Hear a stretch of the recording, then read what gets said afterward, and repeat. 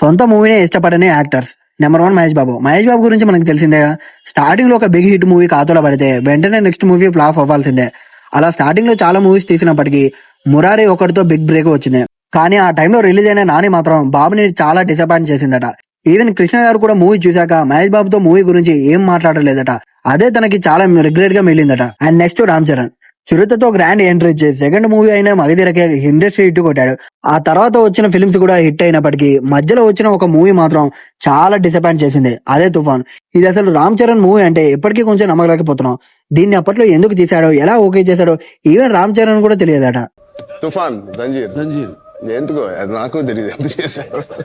And finally Sunil. Vintage Sunil నుంచి body transform అయ్యి comedian నుంచి హీరోయిన్ తర్వాత పూర్వరంగడు, మర్యాద రావణ వంటి హిట్స్ పడ్డాక కూడా తన నెక్స్ట్ ఫిల్మ్స్ అన్ని ఒకదాని మించి ఒకటి భారీ ఫ్లాప్స్ అయ్యాయి. అలా ఏ స్టోరీ ఓకే చేయాలో తెలియక కన్ఫ్యూజన్ లో వచ్చిందే జంపర్.